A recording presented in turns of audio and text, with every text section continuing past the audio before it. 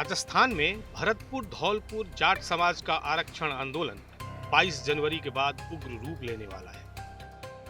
5 दिन से शांतिपूर्ण आंदोलन कर रहे जाटों ने साफ कह दिया है कि 22 जनवरी को अयोध्या में राम मंदिर के प्राण प्रतिष्ठा समारोह तक वे इसी तरह अपना आंदोलन जारी रखेंगे, लेकिन इसके बाद वे आक्रामक रणनीति अपनाएंगे और इसकी जिम्मेदारी राज्य सरकार की होगी। खास बात यह है कि आंदोलन में बड़ी संख्या में महिलाएं भी शामिल हो गई हैं। जाट समाज ने यह ऐलान भी कर दिया है कि उनकी मांगें नहीं मानी गईं तो आने वाले लोकसभा चुनाव में उनका समाज बीजेपी को वोट नहीं देगा। जाट समाज के आंदोलन को लेकर गुर्जर, माली और सैनी समाज के प्रमुख 5 पटेलों ने भी अपना समर्थन दे दिया है। समाज के पटेलों ने कहा है कि जाट समाज के आरक्षण को लेकर उनका समाज भी दल बल के साथ उनके समर्थन में है। भरतपुर धौलपुर जाट आरक्षण संघर्ष समिति के संयोजक नेम सिंह ने कहा है कि फिलहाल शांतिपूर्ण आंदोलन चल रहा है, लेकिन सरकार ने नहीं सुनी। 23 जनवरी से चक्का जाम कर दिया जाएगा। जाटों में आपसी फूट नहीं है। 23 जनवरी को सरकार भी देख लेगी कि उनमें कितनी एकता और ताकत है, जब पूरे जिले में हर जगह चक्का जाम कर दिया जाएगा। रणनीति के तहत जो रणनीति तय की है उसके अनुसार आज यज्ञ किया है। हमने हवन करने के बाद आज की शुरुआत की है। आज से मातृशक्ति भी इस आंदोलन की लड़ाई में कूद चुकी है। हर जाट का बच्चा, चाहे वो महिला हो, चाहे बुजुर्ग हो, चाहे नौजवान हो, अपने हक और अधिकार की लड़ाई के लिए समर्पित है, संगठित है।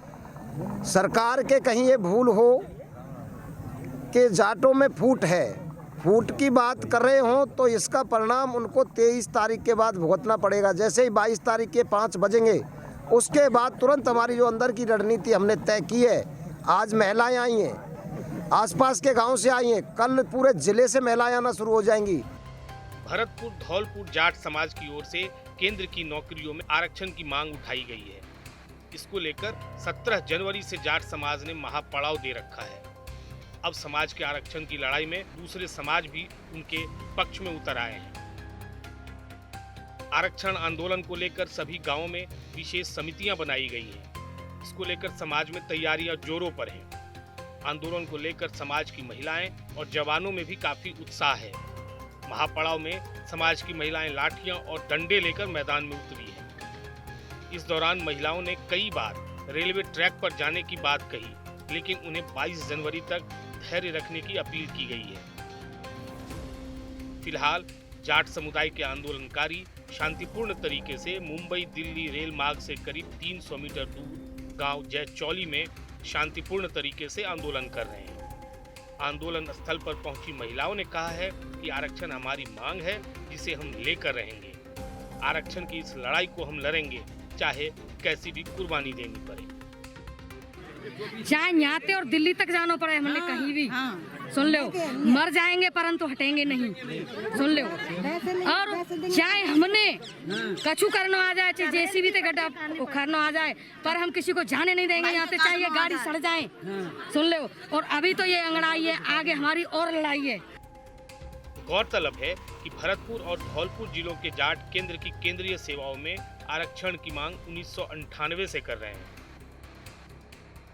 राजस्थान के सभी जिले के जाटों को ओबीसी कोटे में आरक्षण प्राप्त है, मगर भरतपुर धौलपुर जिलों के जाटों को आरक्षण की सुविधा नहीं मिली हुई है। इस इलाके के जाट पहले भी इसको लेकर आंदोलन कर चुके हैं। अब जबकि लोकसभा चुनाव में बमुश्किल 4 महीने का समय बचा है, यह आंदोलन बीजेपी के लिए मुसीबत बन सकता है।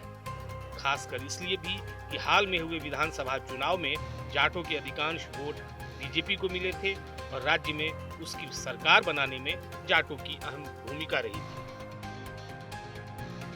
चुनाव आज तक।